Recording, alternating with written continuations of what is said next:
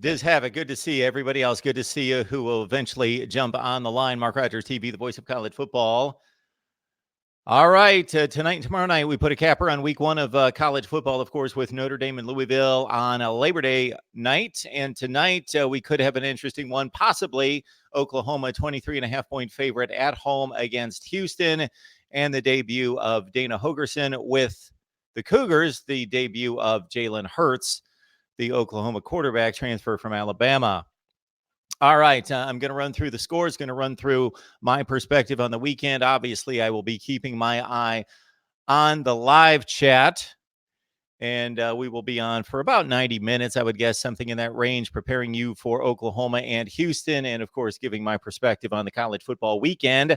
I hope you joined us on, let's see, it was Thursday night late. It was Friday night. It was also Saturday throughout the day. A couple broadcasts we had last night. New York Buck, good to see you. Welcome to Mark Rogers TV, the voice of college football, New York Buck. This is the first time I've seen your handle on any of the comments of the live stream, so I welcome you in. Would love to know who you root for and how long you've been watching. Hound Dog, good to see you as well. Want to remind everyone that the super chat is on. It's there. It's there to contribute if you'd like. You can also contribute more directly by sending to Venmo, Mark Rogers TV, or by sending also to PayPal, Mark Rogers TV. The Amazon links in the description section below. You know that. We know that Christmas is coming. Before you know it, Christmas shopping, and you get on Amazon, and please use the link that I have provided below. Also, Bet Now, you get double your money. If you go to Bet Now, use the promo code MRTVCFB. MRTVCFB, use the promo code MRTVCFB, and you get double your money right out of the gate. And then if you listen to me, especially on a weekend like this past one, 14-9 against the spread, pretty good. All right, the audio you can catch on all the audio platforms out there: Google Play, Podbean, iTunes, Stitcher, Spotify, and the like. The Voice of College Football Community as well. Description section below. Grab the link where it says Voice of College Football Community, where I have my weekly predictions and also have a live stream with you. So anyone who subscribes to the Voice of College Football Community, you can come on at your request and talk college football with me. All right, let's get to it. Julian Smith, Tennessee should have hired Les Miles after the season. Hire Bobby Petrino, Brian Kelly, or Jim Tressel. So, Julian, are you talking they should have hired Les Miles? That's easy to say, of course, now. And remember, Les Miles' teams only beat Indiana State by a touchdown late and held them out of the end zone. So it was nip and tuck for the Jayhawks on the weekend as well against the Sycamores. So you're saying this coming off season, hire Les Miles. Tennessee fans, college football fans, yeah, it does not look good for Tennessee right now. They just played a 2-10 team from the group of 5 ranks in Georgia State. But there have been severe losses taken by other teams, other coaches early in their careers, early in their tenures at stops.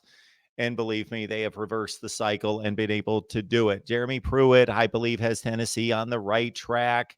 Yes, he cannot suffer losses like this on anything close to a regular basis. This is a historic loss. I saw listings of SEC teams that had at least 25-point spreads in their favor going into the matchup, and how many of them lost over the last 20 years. There were 4 of them. I remember all the games. It was Tennessee losing to Georgia State, of course, as a 25-point favorite. They lost back in Peyton Manning's day to Memphis, 1997. Peyton Manning lost to Memphis, and Memphis was awful then.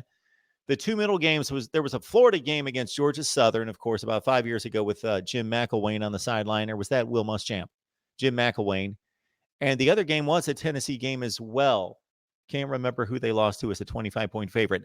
Not a good showing by the SEC, although depends how you look at it. If you're looking at the contenders for a championship, they've been unscathed, and they won the game that really would help to shape the national landscape. Of course, Auburn coming back to beat Oregon and really outplaying the Ducks in the fourth quarter.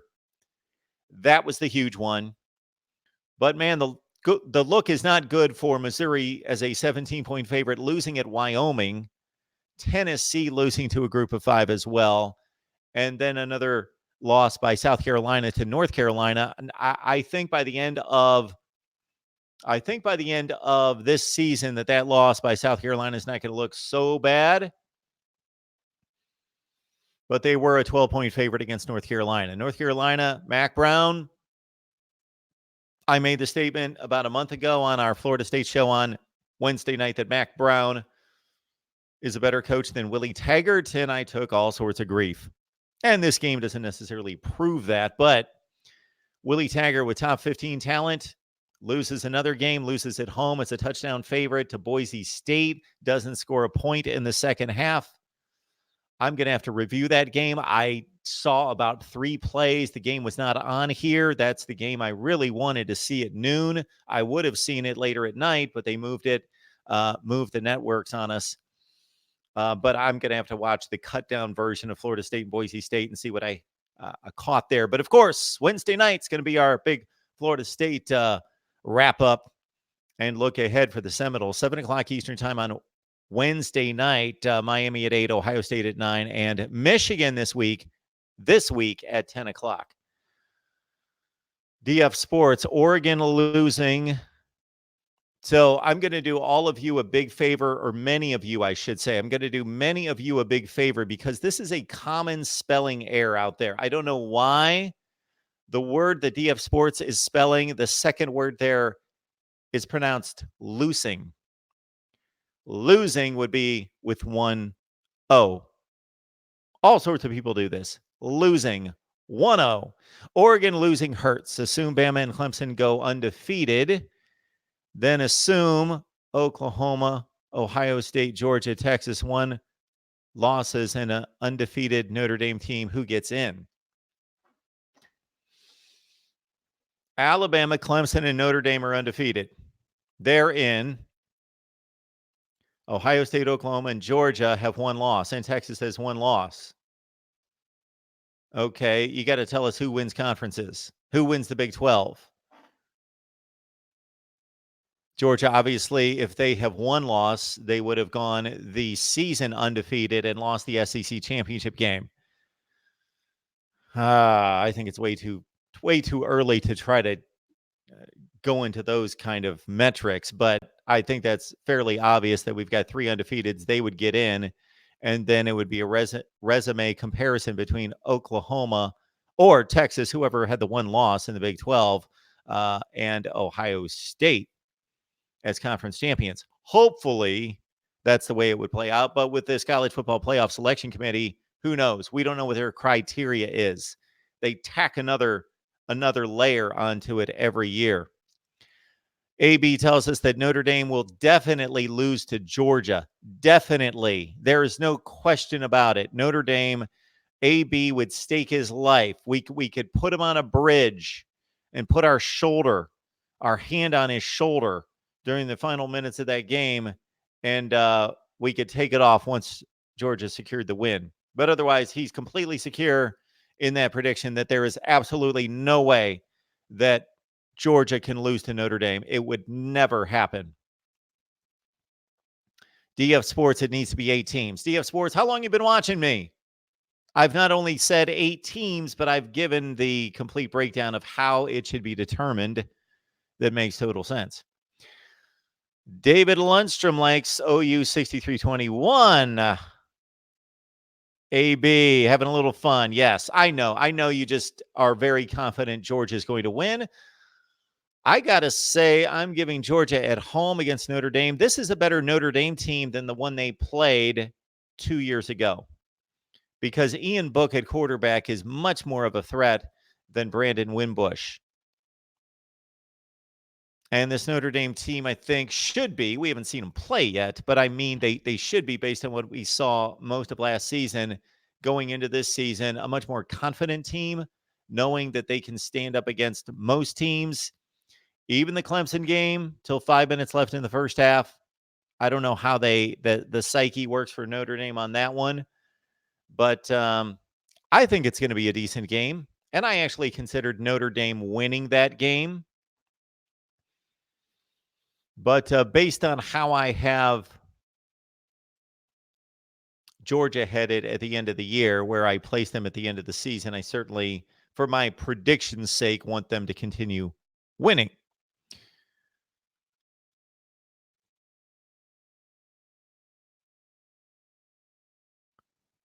Michael's on the line. Good to see you. Deep Barad as well. Navy Thomas. Navy Thomas, wish you could have gotten GP2 for the lack of offense for Nebraska. Hell, the Husker defense scored more points than the offense. Yeah, it was a miserable showing by Nebraska. They were only up one touchdown in the fourth quarter against South Alabama as a 36-point favorite. Deeper Rod, Tennessee could be fine and have a decent season. Texas lost to Maryland last year and finished AP top 10 at number 9. Tennessee also has to face BYU. Tennessee also plays in a more difficult conference with games against Alabama, Mississippi State, Georgia, Florida, Kentucky, Missouri, on down the line. They could be Deeper Rod. It's not a good look. It's not a good indicator going forward. Northwestern lost games like that, lost one game like that out of conference to Akron last year and went on and won a division championship in the second best conference in the country. So it has been done. It can be done. There was a Terry Donahue UCLA team in 1983 that went 0-3-1 non-conference, swept through the Pac-12 and went to the Rose Bowl and won the Rose Bowl. So we've seen it at various times.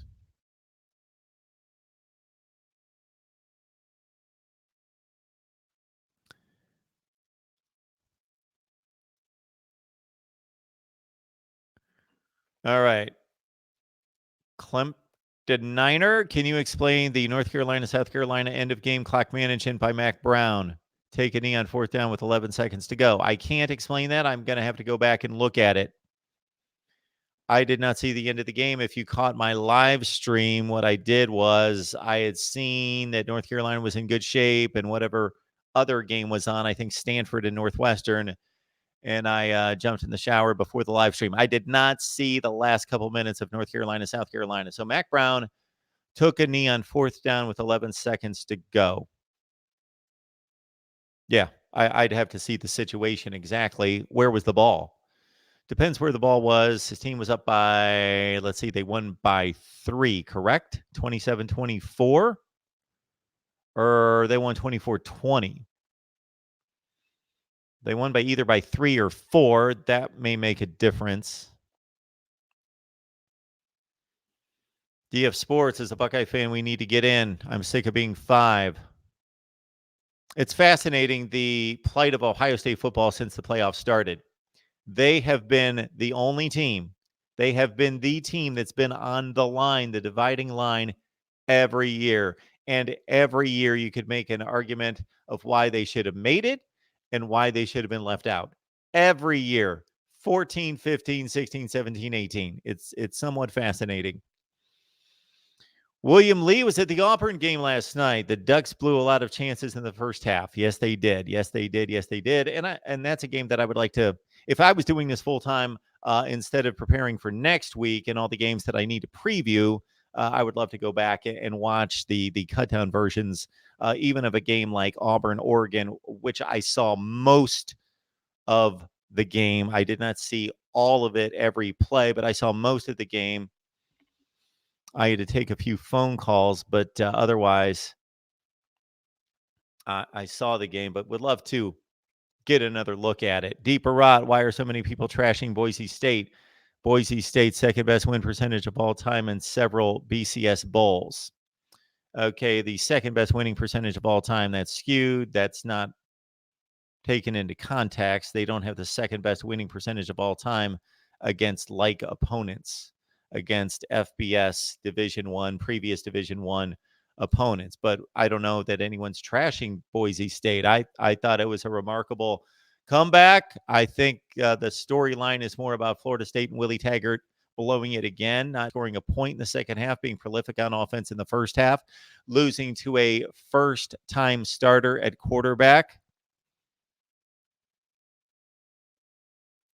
But all credit goes to Boise State. On the road, 7-point underdog. Had to change their plans, just like Florida State did, but had to change their plans, not for the better, for Florida State, basically to the better, to be able to play at home. Boise State having to travel, reroute from Jacksonville. They probably didn't go to Jacksonville, but to Tallahassee, get down by 18 and win the game. We're going to talk some Oklahoma football. And, of course, the Sooners get going tonight against Houston.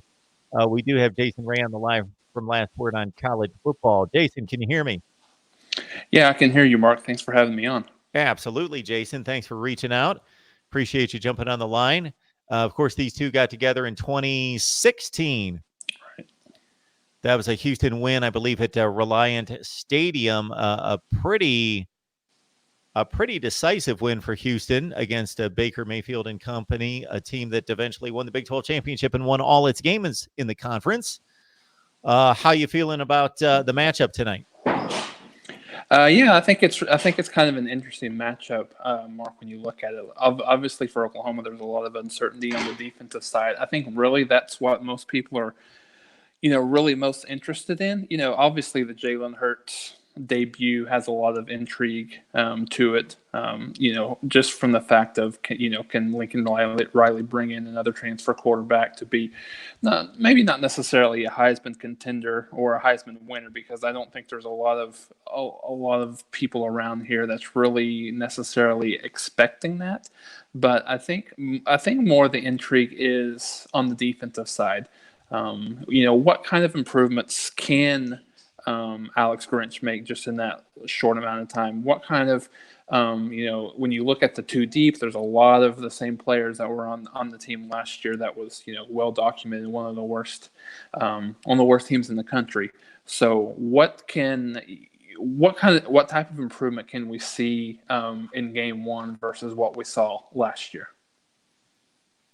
And then, of course, the big storyline surrounds Jalen Hurts getting his first start at Oklahoma. How much different the offense is going to be, what's going to be asked of him.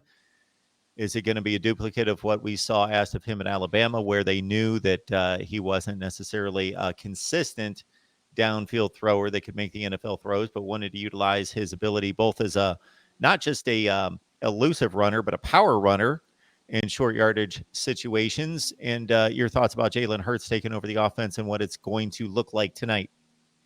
Yeah, I think, Mark, you'll see Riley cater to his skill set a little bit more. So, like you mentioned, in terms of how the offense looked under Kyler, it'll certainly look a little bit different with Jalen. I would certainly look to see a lot more between the tackles running, whereas you wanted to get Kyler a little bit outside to get away from some of the trash in the middle and just kind of get him on the edge. I think I heard where Hurts was around 220, 225 pounds. Coming into Oklahoma after the spring. So I would expect to see a little bit of more of a power run game. And one of the things that'll be, like you said, in terms of he didn't throw the ball down the field. I would expect to see him throw the ball down the field, at least initially, to kind of see what they have in him. It's that kind of that age-old question: is it Riley or is it Hurts? You saw the development in Hurts, and I think he even came out and said that this week that he's a much different quarterback right now than he was last year at Alabama. So I think it'll be with all the weapons they have at the wide receiver position, the three freshman 5-star receivers, which we'll probably see all of them play tonight. How much improvement did he make? You did see a little bit of down the field passing in the SEC championship game there in the fourth quarter.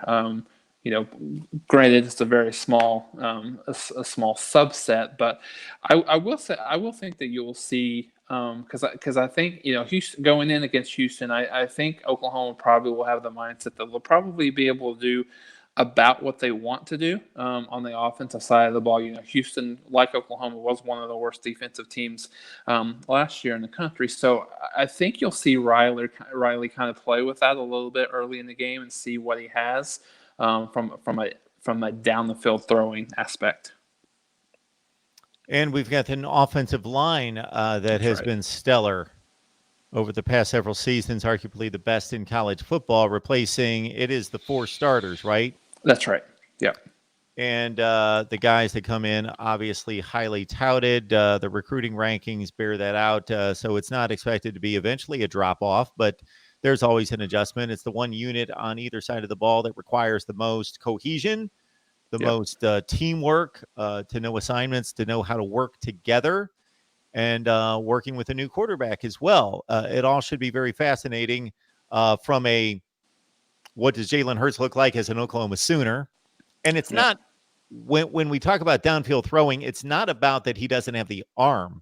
He doesn't have an elite arm, but he has Sure. an arm that's better than most collegiate quarterbacks. It's not about his ability to throw it downfield in regards to just throw the ball 60 yards, Jalen. He can do that. It's about making throws downfield that are accurate, that are timed well, that are anticipating the window opening, all those kind of things that he's shown an inability to do, but a development for during his latter time at Alabama.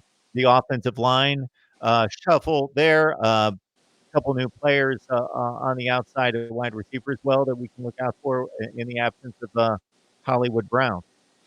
Yeah, first kind of touching on the offensive line, I think a few of the things that I saw over the weekend, just watching a lot of football, you notice there's teams that had either a brand new offensive line or 3 or more starters, new starters.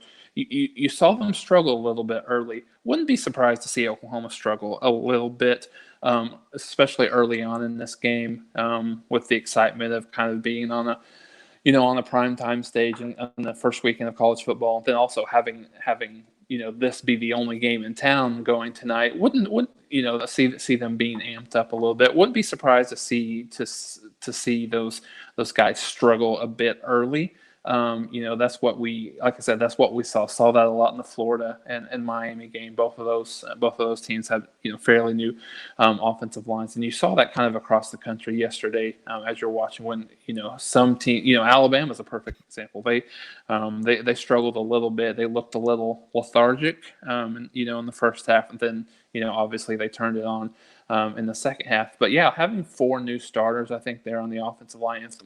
And Mark, when you look at those in terms of the projected starters, 3 of those 4 are going to be redshirt sophomores. So you say they're still sophomores.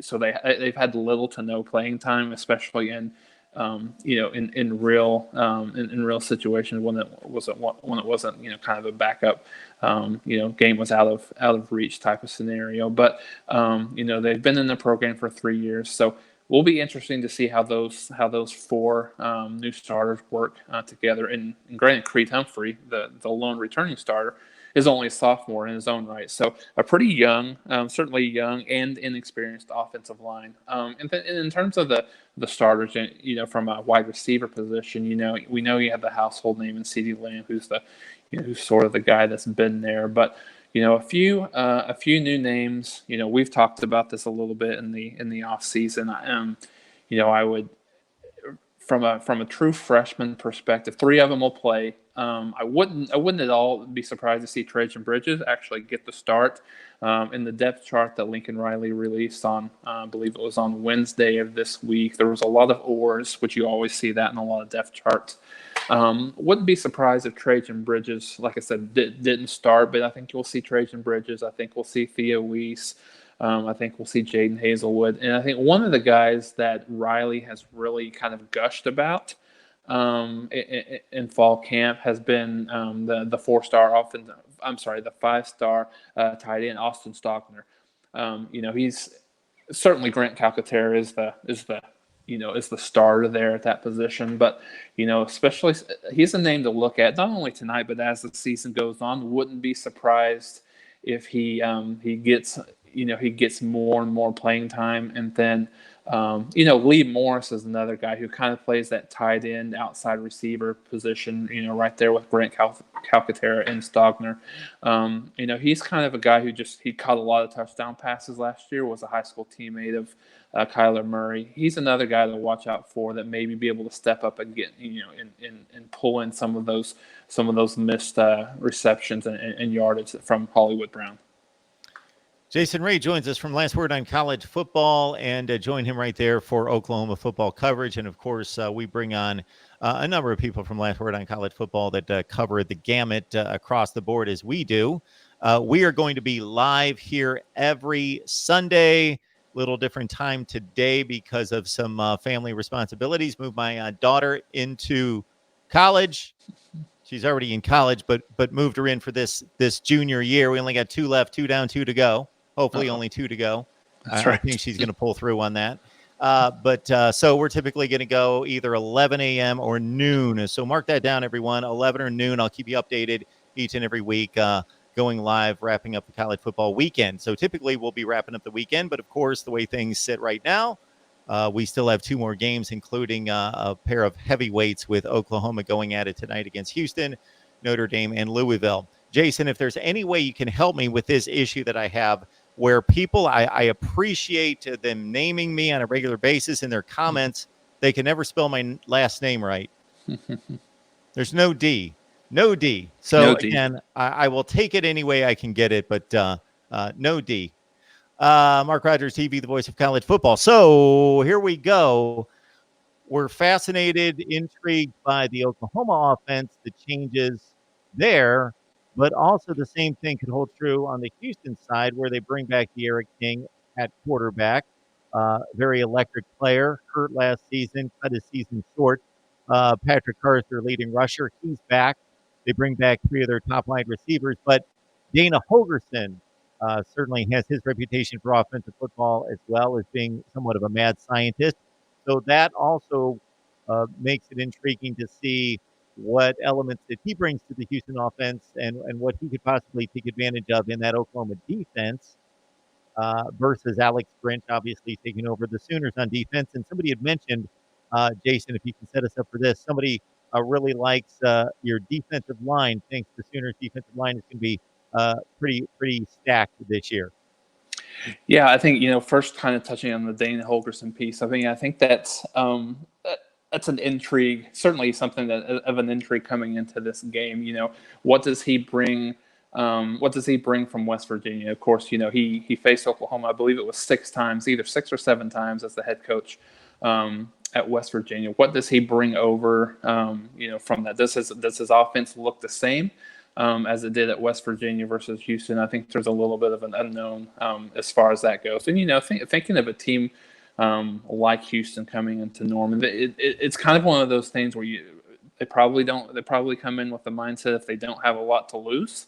It's an out of conference game. No one really across the country expects them to win unless it's inside that locker room, inside that football team. So would certainly look for them to pull out all the stops in this game. I think it's not out of the norm or kind of a crazy thought to say this is could very well be the best quarterback Oklahoma faces during the regular season, not named Sam Ehlinger. I think the Big 12 looks to be down just a bit on the quarterback position, from everything that we've seen, from the first game. So I think De'Ara King kind of brings to the table more, certainly from the run pass option, more of a challenge than that Oklahoma will probably see, certainly in the non-conference season, but in the conference season as well. But yeah, to the comment around the defensive line, I think that was the thing that Riley led with in his press conference this week was, really just kind of asking him what part of the defense was he most interested in seeing. And of course, you get a little coach speak. He's really interested to see how they communicate with Alex Grinch, on the field. It's going to be a little bit different with Grinch being on the field versus Mike Stoops being up in the press box for the last few years. How do they communicate? How do they get calls? Do they tackle well? Do they do the normal things that coaches kind of worry about from a game one perspective? But the one thing that he was very interested in is the number one thing he was most interested in the defensive line. Thinks they have a lot more depth there. Thinks they got about 8 or 9 guys that can probably play at a pretty high level this year. So I think Neville Gallimore is the number one guy that they've talked about. He's big, highly recruited guy, 4-star guy. He has dropped a considerable amount of weight in Grinch's system. He kind of looks for his speed D moniker, looking for more people that can move around, can split those gaps. So he's another good one. Ronnie Perkins, as one of the defensive ends, led the team in sacks a year ago. Kind of a wild card for this team is Jalen Redmond. Jalen Redmond had he had issues with blood clots last year, so he wasn't able to play.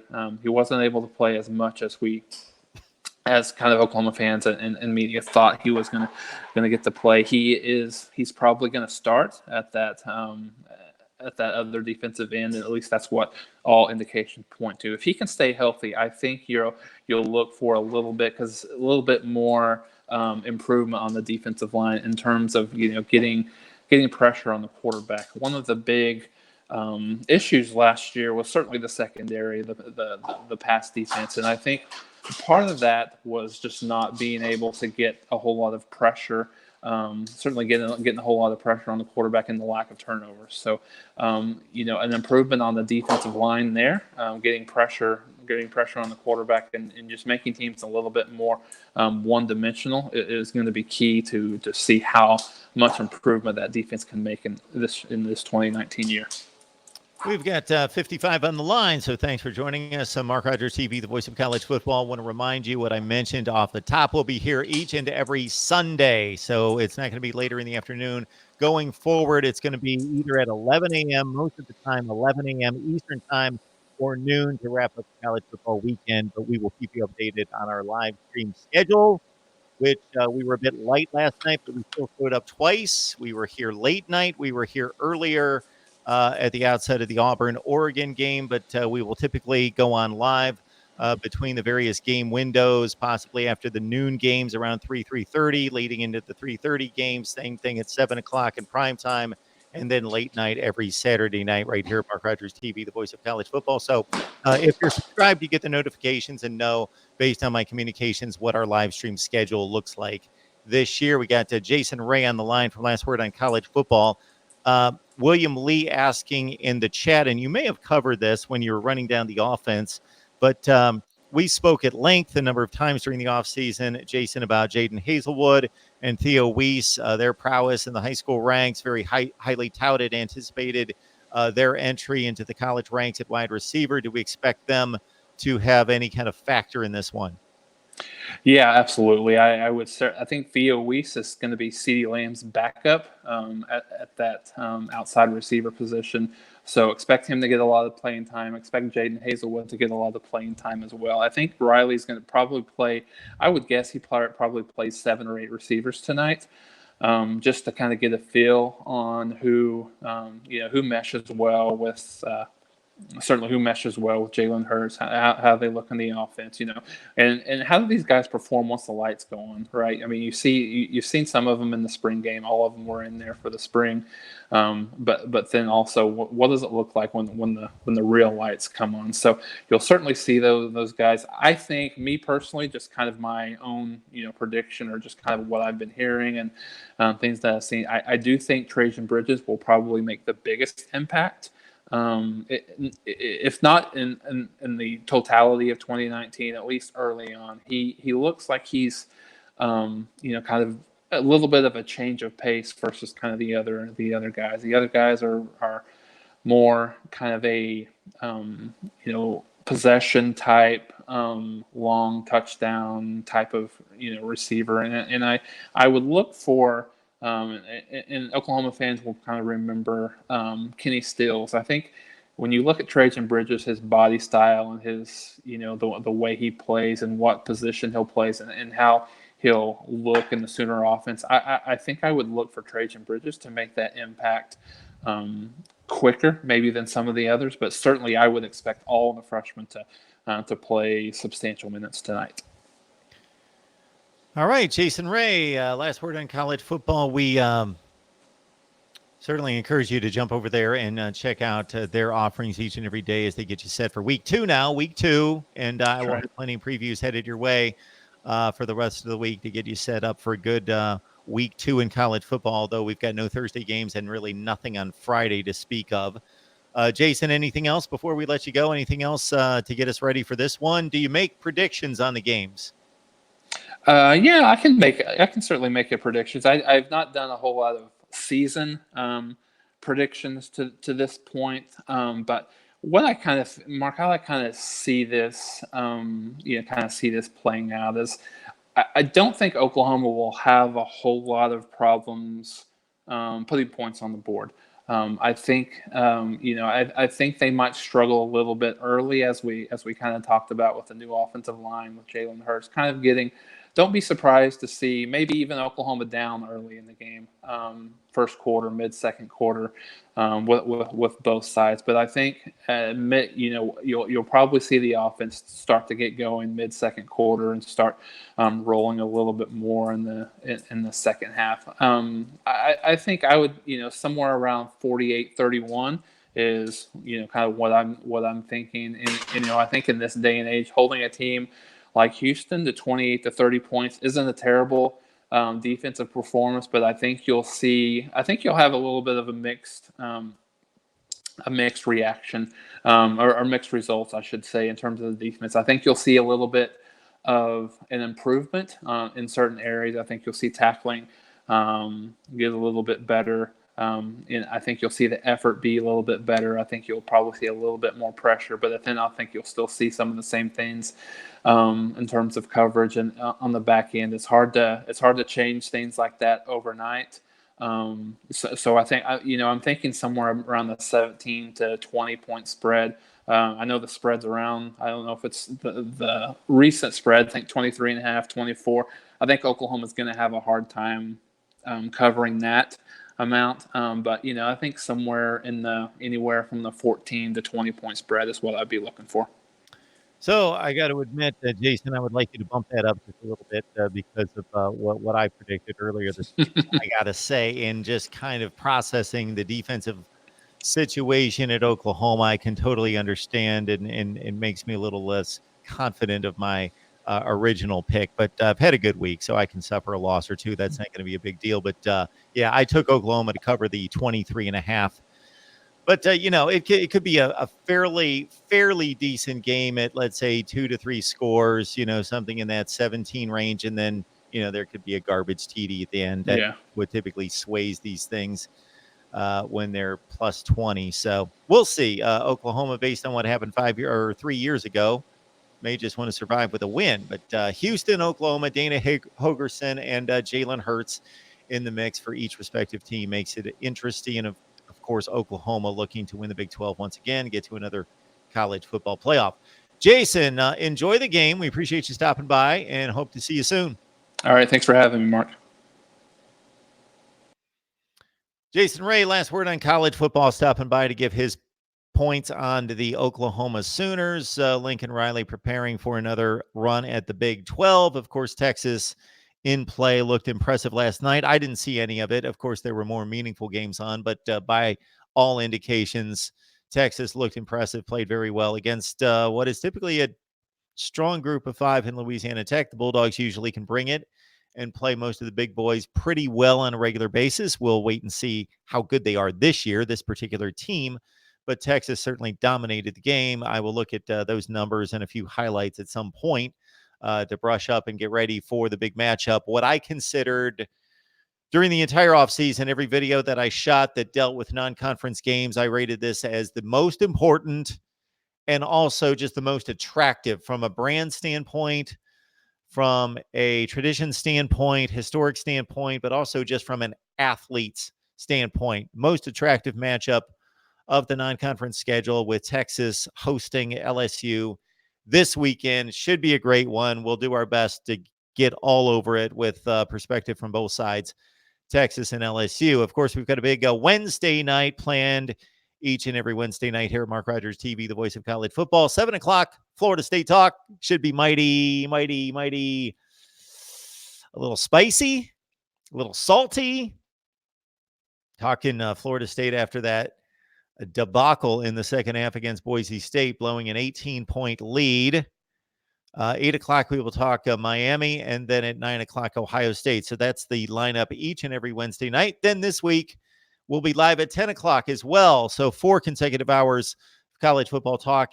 Our focus at 10 o'clock, Michigan, coming off a throttling of Middle Tennessee. Basically, they took care of business. Didn't cover the spread, but real no concerns there. We'll dive into Michigan football talk with the Wolverines hosting Army at the Big House.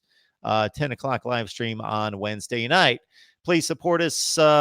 You can do that in a number of ways. Like the videos, share the videos out there on social media. Like, comment, share, and subscribe, of course. If anybody's on the line that hasn't subscribed, either you need to subscribe because you know what you get here, or you just need to dive into the videos and see what we deliver on a daily basis. Discussion, debate, and analysis like you will find nowhere else on college football. So, of course, the winners and losers from this past week, not just the individual teams, but when you think big winners, Auburn got past what might be the best team in the Pac-12. They were able to sustain a pretty subpar first half, got down 21-6, and came back and won. And there were so many key points in that fourth quarter in the last 5 minutes, and Auburn was able to either be very fortunate in terms of the spot of the football that Oregon had when Justin Herbert got hurt and hit the tight end right on the line. And I'm not saying that it should have been called a first down or marked a first down, but Auburn was that was key in the game. There was about 3.5 minutes left in the game at that point, but Auburn made all the plays in the final quarter to erase a 15-point deficit. And of course, Bo Nix went for broke, wasn't playing for the field goal, threw the game-winning touchdown with 10 seconds left or so. So Auburn, the big winner on the weekend. For Group of 5 play, Boise State, so they get by the hurdle of being a touchdown underdog on the road at Florida State. And Florida State may be just as bad this year as they were last year, but Boise State was not expected by many to win that game. They did. And that, for the elite of the Group of 5, big hurdle. Another one coming up very soon with UCF taking on Stanford.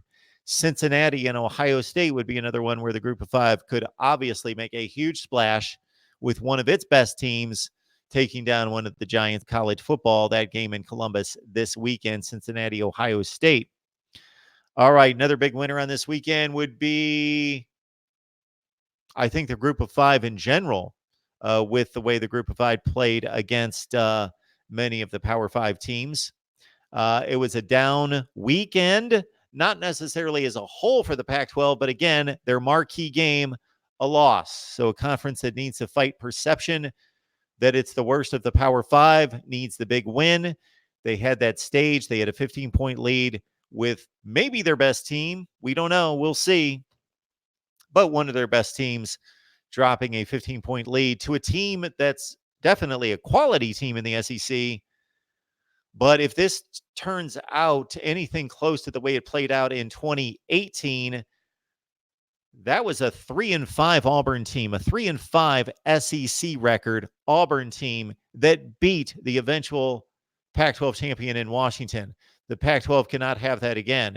Now, if Auburn surprises us and contends for an SEC championship, then actually, even though that's a loss for Oregon, that's going to look good for the Pac-12. But most likely, Auburn's an 8-4 type team.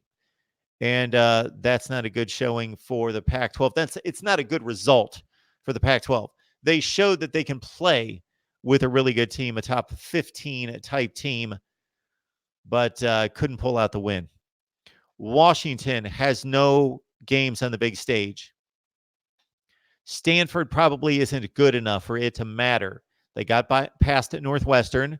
That's another big storyline, of course, this weekend is the health of KJ Costello at Stanford, and also backup, then starting, then backup quarterback TJ Green at Northwestern. So Tyler, man,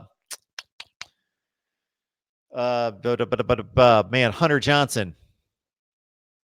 My mind went blank for a second. Hunter Johnson, the 5-star from Clemson, got the start. Northwestern had all of 3 yards in 12 plays. He got yanked. TJ Green came in, a walk-on who pushed Hunter Johnson for the starting job all the way to Wednesday or Thursday of game week. And he got the Northwestern offense going to a certain extent. He's mobile. He runs around. He's got mobility that Hunter Johnson does not have. But Hunter Johnson's got the big arm. But TJ Green got knocked out of the game. Hunter Johnson had to come back in. Northwestern almost pulled it out, but lost 17-7, down 10-7, and just killed me with a bad beat with a strip sack with 10 seconds left and the touchdown by Stanford to win by 10. Man, I had a great week. I could have had an incredible week against the spread. I was 14-9. I will take that every week. If you know anything about the way it's played, 52 to 53% is required to start to win money. 14-9 is something like 14-9 is like 61, 62%. So I'll take that every week. 14-9 against the spread. But Alabama scored a meaningless touchdown at the end. Broke my heart. I had Duke in 33. The one that just made no sense was the one I just said. The Northwestern Stanford one. Northwestern's got the ball with 25 seconds left. They're down by 3. And the strip sack, touchdown. If they just get the sack and recover the ball and don't take it all the way for the touchdown, just fall on the ball, then fine. They would have run out the clock. But Stanford breaks my heart as well, as I had at Northwestern in 6.5. And then the third game that really got to me was, oh my goodness, there was another one that really just killed me. There were 3 of them. There were 3 of them. Oh, well, can't remember it. Let's get back to the live chat. Brandon likes Houston with the upset 45-42. That would be fun. Fun to see. They did it 3 years ago against Baker Mayfield. Deep Barat always loves to dive into the all-time program debate.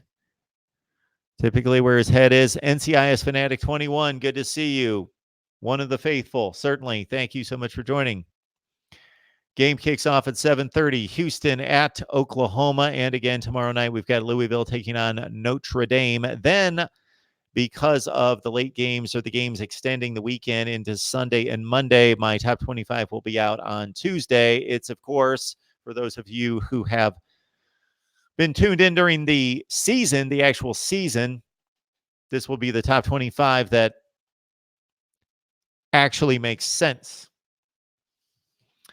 Sunday live streams are coming your way all season. 11 a.m. Eastern time is going to be our standard time to say hi. 11 a.m. Eastern time every Sunday to wrap up the weekend's play. Take your calls, take your comments, and of course, you want to get the newsletter that's to be released each and every Monday as well. Might be a little bit later this week because, of course, Notre Dame and Louisville play Monday night. But the Voice of College Football newsletter, we've had a few more people sign up for that in the last few days. Good to see you. I will not clog up your inbox. Sign up for the newsletter. I will not clog up your inbox. You will see nothing from me except one mailing per week, typically on Monday afternoon or Monday night, from the Voice of College Football, the Voice of College Football newsletter. So get your email to mine. Just send me your email at markrogerstv@gmail. So it's an email swap. You get my email, I get yours, and basically I can then send you the newsletter. Every week, the Voice of College Football newsletter, where we have stats, facts, and trends that you will not find, I guarantee, that maybe you'll see a few things in there that you knew or you saw over the weekend, but you will not see that collection of stats, facts, and trends anywhere. And people raved about it last year. People really liked the statistical section, the notes and news that we passed along each and every week, which means I need to get to work to collect all those in the next few days.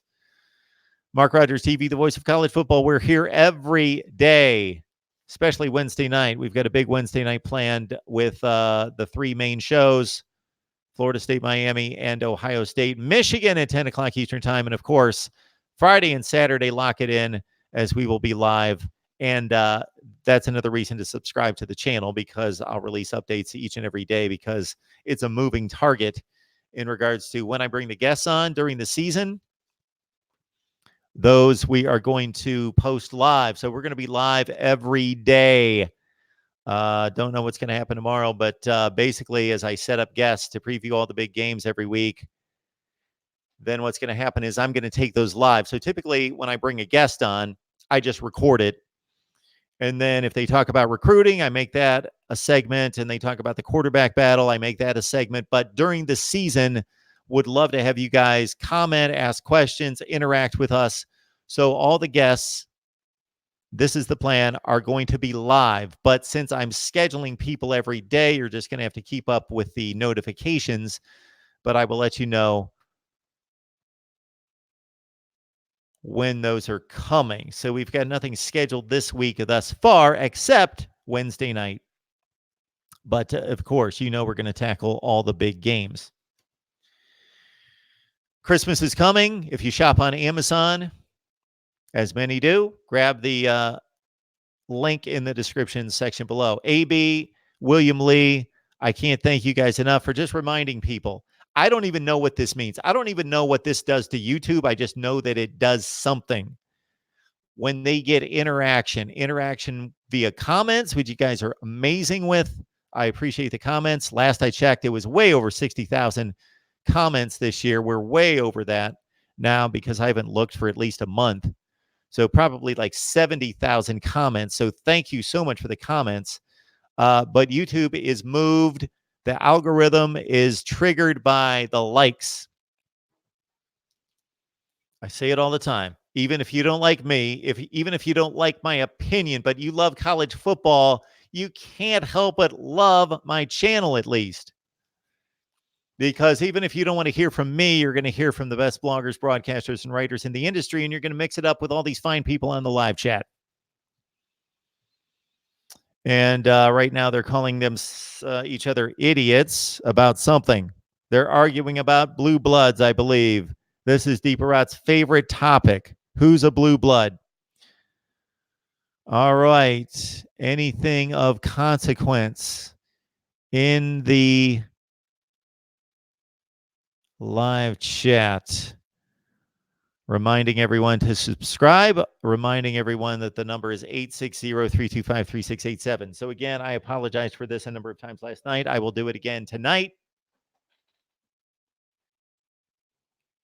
This was my task on Friday. My chore on Friday, after I ordered all this audio equipment, was to be able to hook this up and run this through my audio interface here and take the calls and route them through the audio interface and be able to take the calls where you can hear them clearly and I don't have to hold the phone up to the mic. And it didn't work. I checked with my tech guy, Marty. He said everything. He went through the entire thing with me, said it should be working. And I could hear everything in my earpiece. It seemed to work, but when we tested and recorded, nothing. So when I get a chance, I will try to work on that again.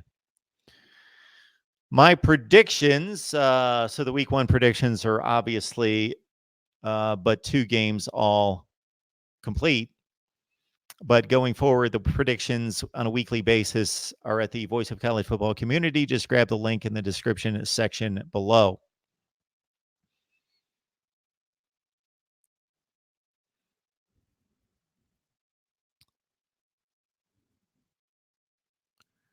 Daniel, I know Barrage is confused. Yeah, you guys are having your own fight there. Not interested in that. All right. Got David on the line. How do you feel about the SEC today? Seems like a lackluster performance yesterday. Absolutely, David. What do I feel about the SEC? I believe, based on yesterday's results, that the conference is not quite as good as I thought it was, but those are 3 individual teams playing. Let's keep that in mind. So we got 14 teams in the league. Auburn did nothing to dispel how good we think they are. They are actually considered going into the season about the 5th best team in the league. Alabama, Georgia, Florida, LSU, Texas A&M, not in order, about the 5th or 6th best team in the league, and they just beat maybe the Pac-12 champion, maybe.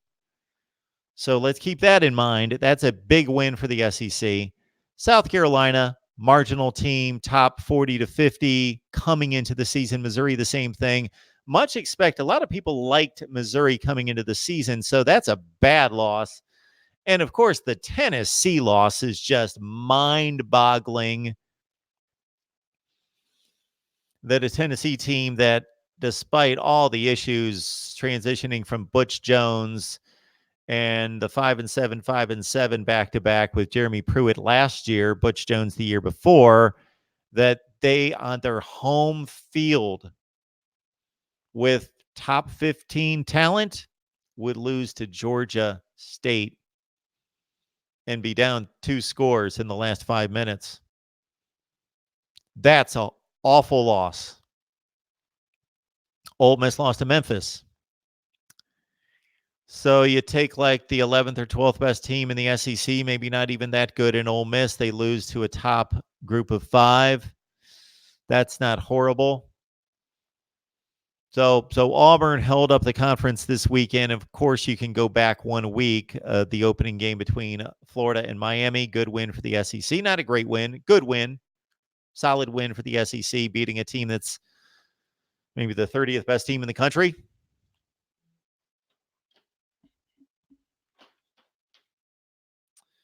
All right, we got a phone call coming in. Mark Rogers TV, the voice of college football. Who's on the line? Hey, Mark. It's Jake, Cubs fan 17. Hey, Jake. How are you? How you doing, Mark? I'm good. How you doing? Good to hear from you. Good. Good. I was going to ask you about the new defensive coordinator for Oklahoma. I think his name is Grinch. Yes, right? Alex Grinch. Grinch. Yeah. I was going to ask you how he's going to contain Derek King tonight, and then I was going to ask you about Sam Howell's performance yesterday. All right, so Alex Grinch did wonders with the Washington State defense. He took over a Washington State defense that was ranked around 100 to 110 during Mike Leach's first few years there, and made them a top 25 to 30 defense. Statistically, top 25 to 30. I don't believe that they had one of the 25 best defenses in the country, but statistically, he upgraded the defense considerably. And it was about 3 things. It was about individual technique and understanding of the system by each individual player and being better technicians at their positions. It was number 2 about the scheme and him being able to give the players something that they could understand and process that also was adjusted each week to the offense they were playing. And about number 3, it was about attitude that he instilled in those players, that they believed and they could be just tenacious and cut loose and reckless on defense. He went to Ohio State. Greg Schiano was there. He wasn't really given much. He was given opportunity to provide a lot of input into the Ohio State defense, but not a lot of say. And so I would give him a pass on the Buckeyes' defensive effort last year, which was pretty deplorable. So I would expect Oklahoma's defense to be much better this year. So Oklahoma ranked by the advanced metrics and the standard traditional metrics, they were anywhere from like 75 to 90 in the country, I believe, in defense last year. I would expect them to jump up about 20 or 25 spots. Yeah, and now you give him the you give him Oklahoma's recruiting ground, and you know with Ohio State, they were still recruiting some guys, Jalen Holmes and McMillan and those guys.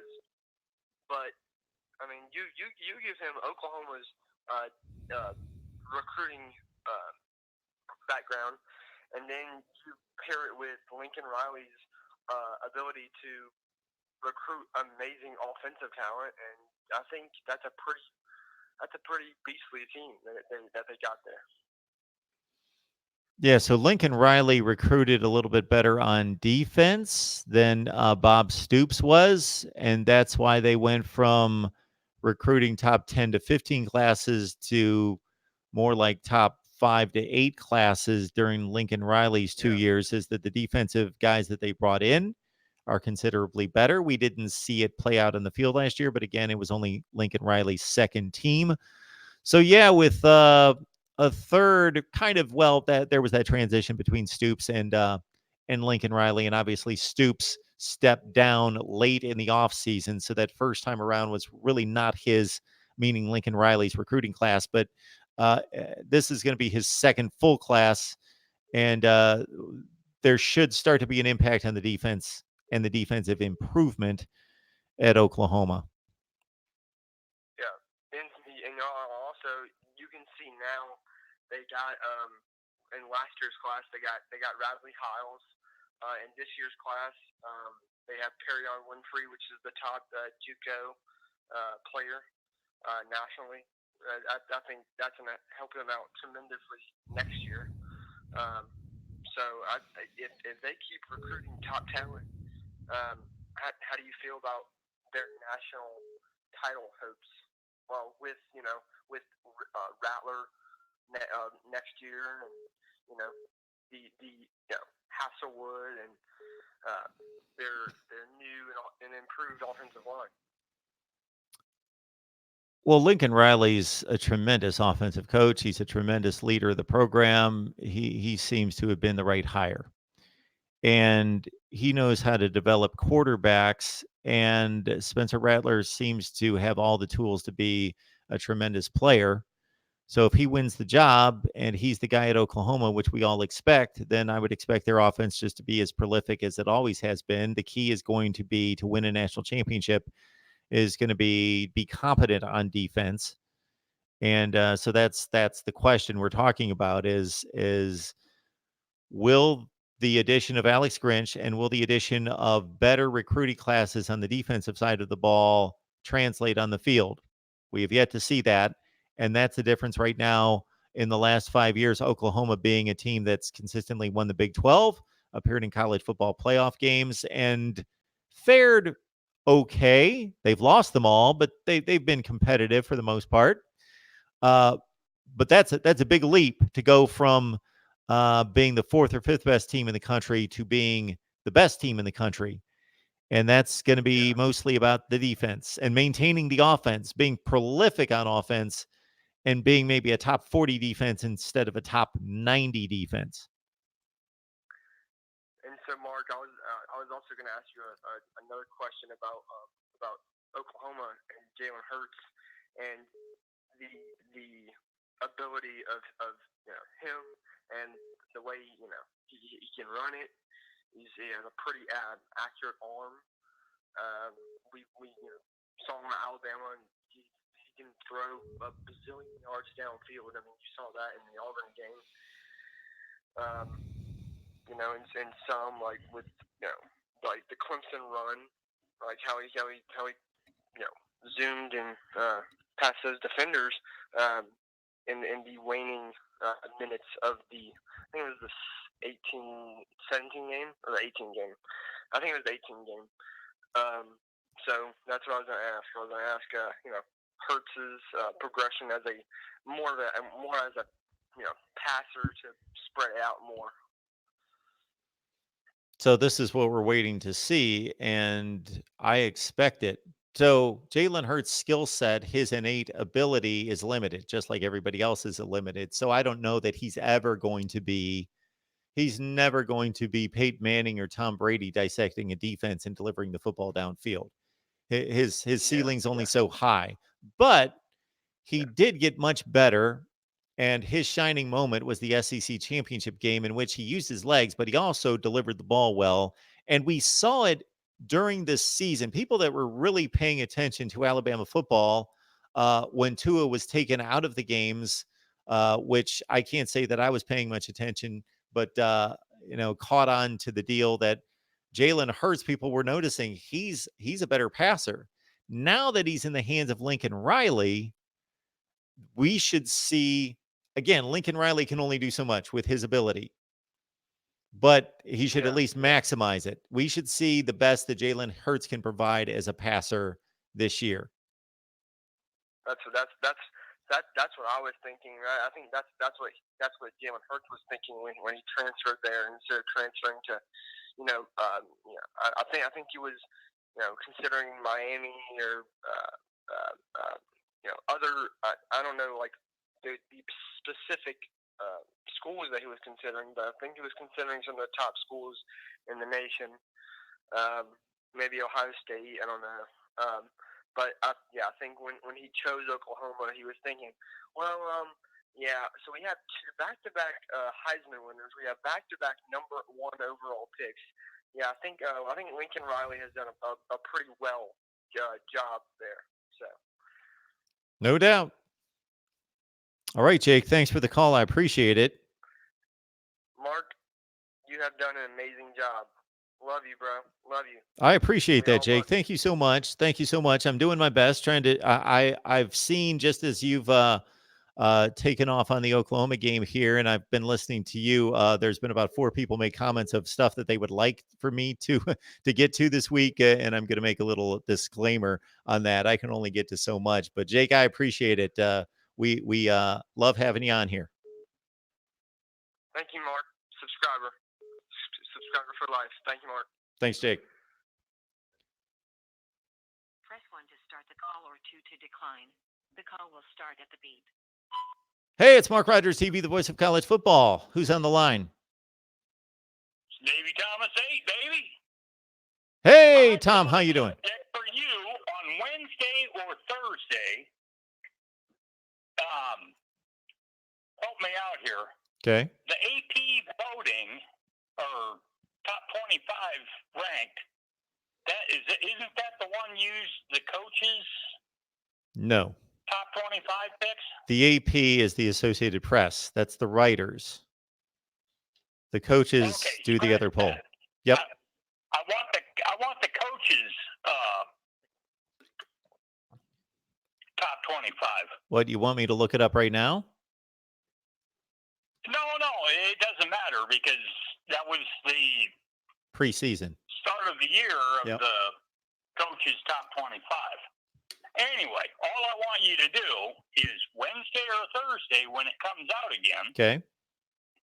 I would like for you to bury it. Deal with all of these top 25 teams that got beat this year, or the first week 1. Tennessee, Missouri. You know the deal. Sure. What are you looking for, Tom? I want to hear you address that after it comes out, because I don't want the sports writers BS that comes out. I don't pay attention to anything that they say. So that's all I wanted to talk to you about, and I just wanted to hear from you. Well, let me mention this, Tom. If you recall, going back to last season, I believe that was the first season I did it, I got so frustrated seeing these top 25 rankings that I started to release a video every week, and I would just rip them to shreds and explain why they didn't make any sense. They were illogical. They didn't reflect the results on the field. Then I just started making my own top 25 that I called the top 25 that actually makes sense, and release that video every week. So I'm going to do that every week this year. I'm going to release my own top 25. And that's exactly the thing about you. I agree with everything, 90% of your top 25s. Yeah, I release that and say it's logical. I don't say it's perfect. I say there's still room for debate. There's still room to discuss, and I certainly take people's opinion in hand and don't say, "Oh, this is the top 25, and this is the only way that these teams could possibly be ranked." I would never say that. It's just at least logical. There's some thought given to it. I just express that your decisions when you make out the top 25 that you start from year one, and you break down the conferences and all that. And I watch all of that. And it's just, when I hear the sports writers, I just get disgusted about it. So I enjoy listening to yours because you at least do it by the education of picking the top 25 that you do. So, Tom, the last 2 years, Maryland's been my case example. This has been the perfect example of what I'm doing and what this is. So, the last 2 years, Maryland in week 1 has beaten Texas. 2 years ago, we didn't know if Texas was really that good, but it was still a surprise that Maryland would go to Texas and win by 10 points as like a 25-point underdog. Then they did it again last year. And then last year, they did the same thing. They beat Texas, and Texas was a preseason, like, top 15 team. And so when I ranked Maryland after one game, this was only after one game. This was week 1's ranking. I ranked Maryland, I think it was like 8th in the country. People went crazy. They went nuts. They blasted me about what an idiot I was, that I thought Maryland was the 8th best team in the country and all this other business. And I made it clear, I do not believe that Maryland's the 8th best team in the country. And when they start to lose games, they will plummet in the rankings or leave the rankings. But for right now, they went out and beat a team that we all expect to be a top 10 or 15 team in the country, and they beat them head to head on the field. And that's their complete resume right now. That's all they have. So I'm going to rank them appropriately. I have an obvious one for you. Okay. They overranked Oregon this year, and the first game they played Auburn. Yep. I watched that game on regular TV. They got piss pounded, dude. They did in the fourth quarter, for sure. When it mattered. Dude, Auburn, they physically won that game. Oh, yeah, they're a more physical team. Yeah. Oregon was done. Yeah, so if they would have kept playing, yeah. Oh, that's a great point that you make. Oregon was gassed, and they were beat up. Yes. That's just the thing that I wanted you to, one of your broadcasts that you do this week, I love your stuff. I never miss any of yours. Maybe a date later, but I appreciate it, Tom. You've been great. I just totally agree. You've been with me for a long time here, Tom. I appreciate it. You've been supporting me for a long, long time. I don't know how many subscribers I had when you jumped on board. It might have been 50 or 75, but I appreciate it. So that was all I wanted to talk to you today, was to request you to do this. Make it I don't know, 45-minute, 30-minute, top 25 to modify from your first one that you started this year. Okay. I can't remember it, but I can look it up and go through the top 25 that you do every year. I did a top 25. I'm sorry, I did a top 25 to conclude last year. I did not release any kind of top 25. I gave all my predictions. Did not release a top 25. I meant to do that. I just don't get to everything I mean to get to. No, I understand it. I get it. But I just appreciate the information that you put out with logical brainage that is not done by sports writers. And, you know, it used to be AP, UPI, yep. Coaches, and I can't remember who did it under coaches. USA maybe. USA Today had the coaches poll. Sure. So I've just gotten to the point that, I see the top 25 every week, and I get disgusted by what they do. I mean, Nebraska won, but they were ranked like 24th. They should drop out of the top 25. They were lucky to win this just because the defense won the game. They scored 3 touchdowns compared to the offense only scored 2 touchdowns. Kick them out of the top 25 again. I saw it. I mean, 21 and 14 is 35, so 2 touchdowns by the defense and 1 team by the special team, and only 2 from the offense. In my opinion, and I'm a fan for Nebraska, and I'm like, kick them the hell out of the top 25. That was crap against Sun Conference. I can't remember what it is. The Sun Belt. The Sun Belt. Thank you. I'm just looking at it, and I'm like, they need to be dropped out of the top 25. And then I look at what Georgia State did to Tennessee. Tennessee. Yep. Tennessee should be the hell out of the top 25. Oh, well, they will be. There is no way Tennessee's going to be ranked this week. I don't think they were ranked last week, were they? It depends upon what you see. You've got that Tennessee guy that comes on once a month, maybe. Yeah, Mike Laval used to come on all the time, but he doesn't do this anymore.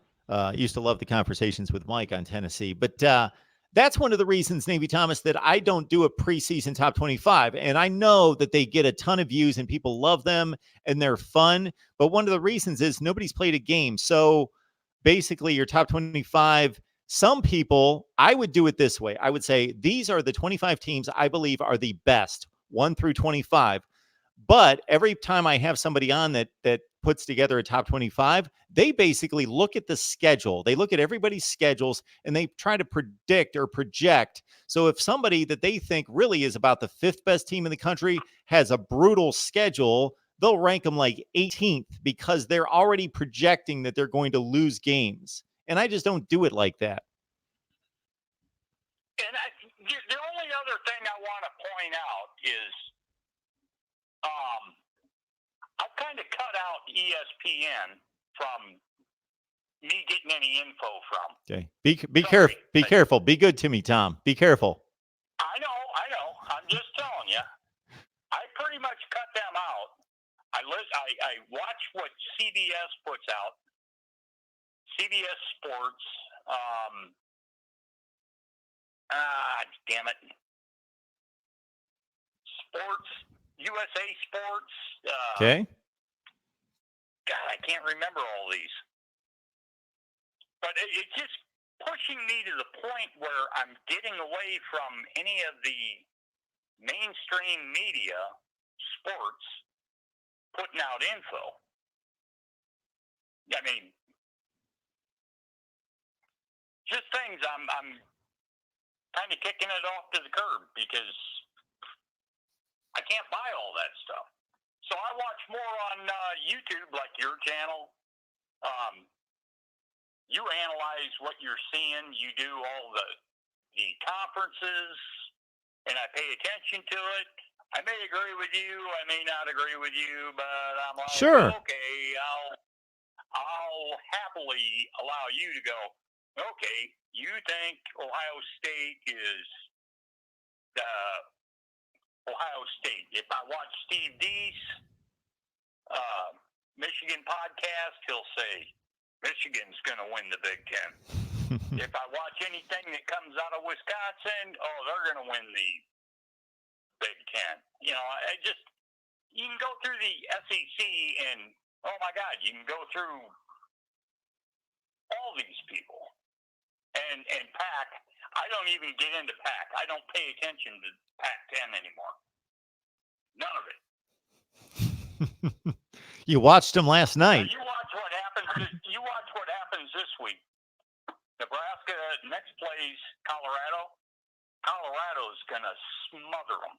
Colorado's gonna kill them because they don't have any offense that's working.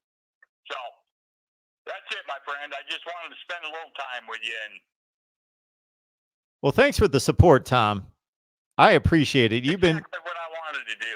you've been talking to me, and we've been on Twitter together, and you've been supporting me here for a long, long time. I don't even know how long, but it's been a long time. So you and a number of others, George and NCIS Fanatic, and certainly a ton of others, but you three come to mind right out of the gate because you guys have been around for a long, long time.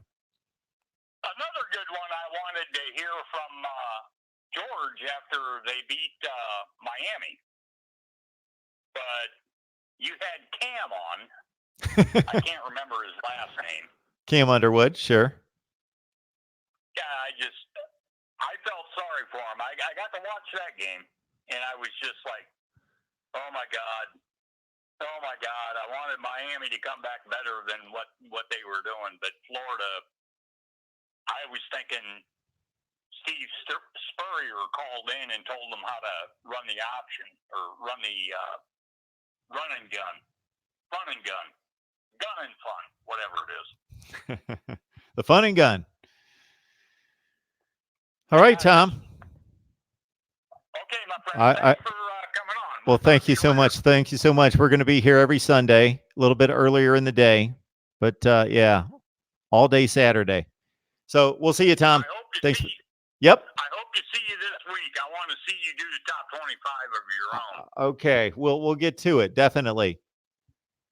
All right, man. Thank you. Bye. Well, thanks, Tom. Appreciate it. Navy Thomas, that guy, I tell you, boy, I don't know how many subscribers I had when Navy Thomas jumped on board, and I still remember a video that Navy Thomas put on his channel where he was riding his bike and he's riding his motorcycle, and he's talking about what he heard on Mark Ryder's TV, and he's talking about the video and exactly where you need to go in the video to see it. He's telling people you need to go to 23 minutes and 32 seconds, and Mark said this, and he knows what he's talking about. So Navy Thomas has been amazing supporting me and our channel and our content. Okay. Whoever's in the live chat that has mentioned something that they would like me to address, recommended a topic. I've seen a bunch of them, but I can't keep track of them when they're in the live chat scrolling by.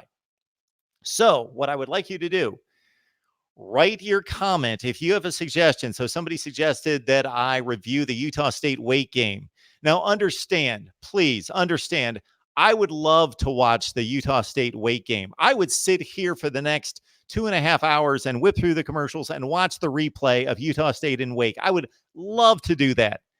38-35 game, Utah State Wake. I saw that game during the offseason, was thinking, I would love to watch this game. But you know what the deal is in college football. There are 130 teams. There are 65 games. There are bye weeks in there. There are 60 games like every week. So we can only watch so much. And unfortunately, I am flipping all over the place, and I got laptops sitting out. I'm watching like 3 games at the same time. I'm doing as much as I possibly can, getting to as many games as possible. So for me to let you know, and I forget who made that comment, for me to commit to watching Utah State and Wake to give you analysis on that game that was played yesterday, that was played a few days ago, and considering the level of the game, it's just not realistic. I need to try to keep up with the biggest games, the games that people are going to watch. This will happen a lot where I'll really enjoy a game, really like a game, and I'll cut an instant analysis or a preview on that game, but nobody cares about the game. Nobody really, it's just in comparison to the Clemsons and the Ohio States and the Alabamas and Nebraskas, just I got to focus on those teams first and foremost. I would love to talk about all those teams. If I was doing this full time, I would do live streams on any team that you could imagine. We would certainly do all the Power Five, and I would like to delve more into the Group of Five, but there's only so much time. There's only so much time. And believe me, for all the content I produce, and believe this, I don't know that you can find anybody out there that releases between 120 and 150 videos a month, that in addition to all that, I need to start, and I already have, start spending more time on building this out away from the content to try to get it out there and actually make it sustainable. So that involves not just doing the fun stuff, doing the videos and talking to all of you. That requires operational stuff and technical stuff and marketing and sales. And I need a sale. I got 49 people on the line right here, and there's going to be several hundred, if not 1,000. Watch this. Listen to this. If you listen to anything, if you know a sponsor that would be a great sponsor for us, and you have personal contact with the owner of that business, let them know that this would be a great place for them to advertise. And I've got all the metrics they would need on viewership and subscribers and the growth that they would need to justify them sponsoring us. So that's number one. If you know of any sponsors, get a hold of them. Let them know we're here. And if you know of anyone that would like to be a salesperson, I will work out those details with that person individually, but let them know that there's a sales opportunity here. So if you know of anyone, yourself, whether this is yourself, anybody with a sales background of some level. I do have one sales guy, but he's extremely busy with other stuff. And I would like to bring on salespeople. So we need to do those kind of things to make this sustainable. So while I would love to be watching college football all the time and commenting on college football all the time, to make this sustainable, I've got to do all those other things too. And still deliver to you more content than anyone. So thanks for all the support. Thanks for all the comments. And I know I missed a ton of them, but again, a number of you had suggestions and recommendations of what you would like me to do and what topics and subjects you would like me to address. Don't put them in the live chat. I'm not going to see them. Just write them and put them into any of the comments. Write them as a comment to any of the videos, and I will see them. That's just another thing that I failed to get to that I would like to. David used to sell used cars. Well, if you'd like to sell for Mark Riders TV, let me know. So here's the list. You got the super chat. You can help us there. Got Amazon. Use the Amazon link. That helps build the channel. You got the betnow.eu. If you like to lay a few bucks on the games, you get an additional 100%. Think about that. Whatever amount of money you want to put in your betting account, you get that added onto it by BetNow, and it's for a good cause. Hopefully you've heard us discuss that in the past. It's for cancer research, and it's in conjunction with St. Jude's Hospital. The audio available out there as well, and we've got a Voice of College Football Community with my predictions. The Voice of College Football Community. So many people have joined. Reen or Renee, I apologize if I screw that up. How about eBay link? Write me at markriderstv at Gmail and explain what you mean by that. So some of you support me on Patreon at our Voice of College Football Community just because you're basically saying, Mark, you don't need to do anything else. You do enough here. And so I'm contributing to you on Patreon just to help support the channel. But some of you are doing it because you want additional content, exclusive content. And that's perfectly fine as well, because that's what I promised. So what is available there at the Voice of College Football Community, parentheses, Patreon, Voice of College Football Community, what is involved there is you get my predictions every week. And during the offseason, you got my viewer comments, reaction. And also, man, when I took a number of your suggestions and recommendations during the offseason, you know what many of you told me was, Cubs fan 17, thank you so much. I appreciate that. What many of you told me, about 15 to 20 of you told me, you know what you should do, Mark, is you should have us come on and do like a round table college football discussion forum with 3 or 4 of us at a time. 3 or 4 of us viewers, fans. And I went, that's an awesome idea. I would love that. So I made that available on Patreon. A few people have taken me up on it. So we had Deeper Rod come on. We also had Brent Beard, who's a subscriber on Patreon. And he comes on as well. But I would love for it to be like a forum, like 3 or 4 of you, and you kind of rotate in and out every 15, 20 minutes. And we talk college football for an hour at least. And that's what I envision there. But we need to have enough people on the platform over there. So please join us there. Cubs fan 17, thank you so much. Everybody else, again, you've heard me address this before.